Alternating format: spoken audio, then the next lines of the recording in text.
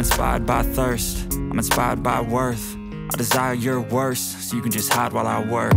I ain't tired, you first. I'll write a second, third verse about the lies you go disperse. You never did shit, I know it hurts. Something deep inside won't let me quit. I swear that I'm inspired by all this shit. Tell me that I can't and I won't. That's what guides me the most. Fuck your lies, I'll do what I want.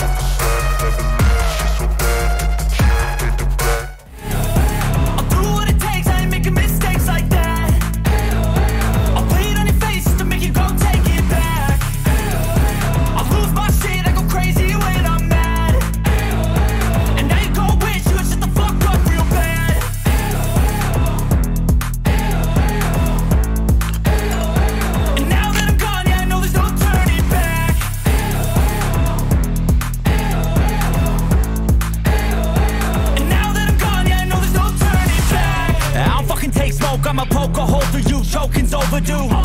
Come at me and you won't get any older, dude. Crack your holder too. Heating up inside of me, blood so violently. Thanks for trying me.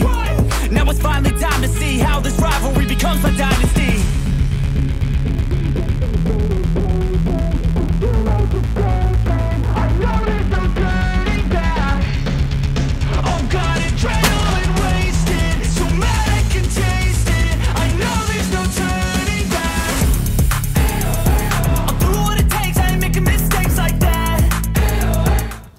Bon bah après les tests de ce matin sur la neige, donc on a tiré en cible à différentes distances, à 2 distances, pour tester donc les fameuses cartouches 40 grammes en numéro 1 en plomb nickelé, rechargement maison. Alors voilà ce que ça donne. On est parti sur une cible qui fait 1000 par 1000. D'accord. Dans cette cible, j'ai tracé un diamètre de 660, donc 66 cm, et au milieu du carton donc j'ai posé une feuille A3 pardon, qui fait donc longueur 297, largeur 297, longueur 420. Voilà donc un petit récapitulatif. On était donc avec du plomb numéro 1 40 grammes en diamètre 4 mm avec du plomb nickelé, donc sur le calibre 12 bien sûr, canon lisse. En premier essai on était à une distance de 42,30 mètres, donc mesure au télémètre, vitesse mesurée au chrono 380 mètres secondes, nombre d'impact au total dans le carton de 1000 par 1000, 86 plombs. Alors les 86 plombs ils sont répartis de cette façon. Toute la partie en dehors du diamètre de 660, donc on a eu 34 impacts. D'accord. Dans le diamètre de 660, donc avec les croix rouges, on a 31 impacts. Ensuite on se concentre donc sur le format de l'A3. Donc on a sur la partie extérieure on a 16 impacts, donc tracés en noir, et ensuite sur la partie centrale on a 5 impacts. Voilà, donc un total de 86 plombs qui ont tapé le carton. Donc là d'après ce que je vois, enfin je l'avais vu ce matin déjà, j'ai dû légèrement bouger sur la droite puisque j'ai beaucoup de plombs qui sont partis sur la droite. Mais il n'empêche qu'à cette distance de 42 mètres, ça reste relativement correct.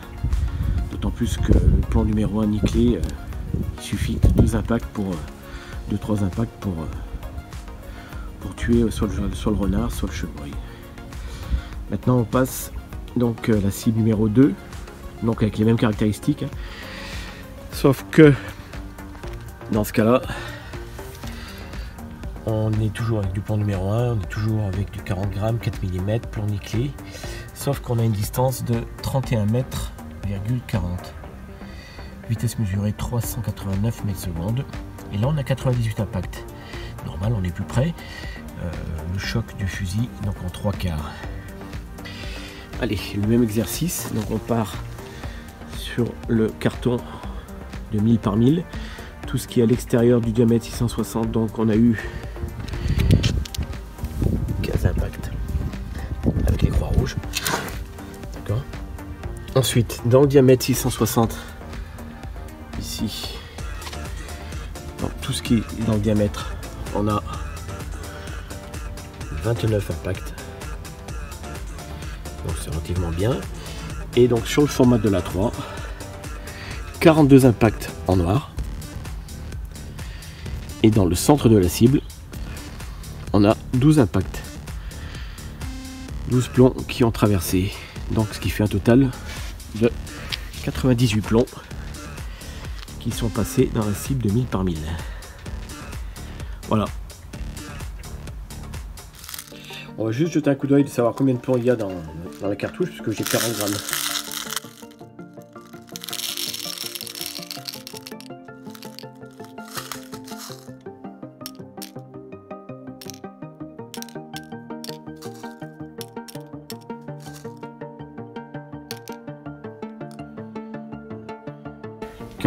De plomb nickelé.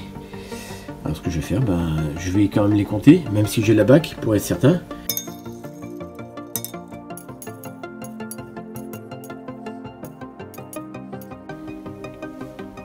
Bon, j'ai terminé de compter et j'ai pu compter. Donc ils annonçaient sur la bac 113 plombs et moi j'ai compté 108 plombs.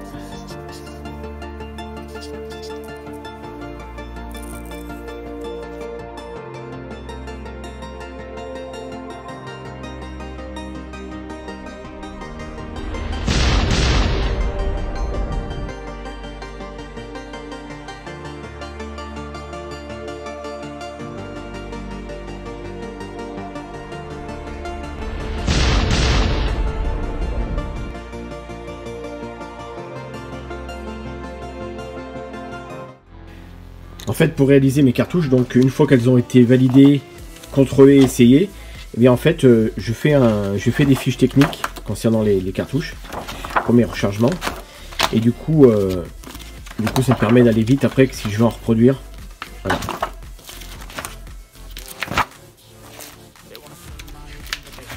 C'est pas ça, c'est pas ça. C'est pas ça non plus. Voilà, rechargement spécial chevreuil. Alors chevreuil renard, hein, parce que j'utilise la même cartouche. Donc c'est ni plus ni moins qu'une recette qu'un youtubeur a mis sur le site, hein, donc c'est Lona. J'ai amélioré sa recette et je l'ai adapté à mes besoins, hein, puisque moi mon cahier des charges, donc c'était d'avoir 40 grammes de plomb, donc en plomb nickelé, et je voulais approcher les 390 mètres secondes. Pour avoir une bonne vitesse et puis pour que les plombs pénètrent suffisamment. Donc voilà, pour 40 grammes de plomb, 390 mètres secondes, c'est déjà très correct et ça pousse quand même assez fort, hein. Donc la fiche technique de cette cartouche, elle est simple, hein. Donc c'est une jupe Golandi Super Magnum H13, donc 40-46 grammes, à laquelle je coupe les deux premières parties de la jupe. La poudre Vectran, donc de la A0. Ensuite les 40 grammes de plomb nickelé. Voilà ce que ça donne une fois que c'est rempli. Il faut bien penser à vibrer les plombs. Je mets pas de buffer à l'intérieur et je fais un sertissage 6 plis avec un lissage. Voilà. Donc la jupe, alors attendez, la jupe elle est ici. Alors c'est celle-là normalement. Voilà. Voilà. Donc voilà la fameuse jupe. Donc j'ai enlevé les la deuxième strip, je viens la couper au cutter ou au ciseau, hein. Voilà. Donc forcément, puisqu'il y a 40 grammes, l'amorti est très court, hein. Donc il faut faire attention au moment du lissage, puisque chaque cartouche avec chaque jupe, en fonction du lissage, donc en fonction de la pression qu'on vient exercer sur la jupe, on aura des pressions différentes à chaque fois. Donc la quantité de poudre c'est une chose, mais le lissage et le sertissage 6 plis ou 8 plis en fait partie. Donc voilà, on va augmenter les vitesses, on va augmenter les pressions.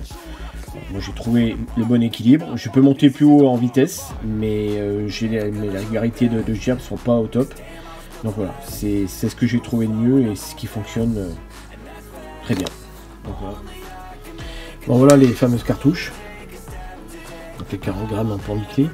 Donc juste un rapide vérification d'état de cartouche après le tir. Donc on est relativement bon, hein. Il n'y a pas de problème particulier sur le culot. Les pétales se sont bien ouverts. Il n'y a pas de déchirure, il n'y a pas d'un brûlé à l'intérieur. C'est plutôt pas mal.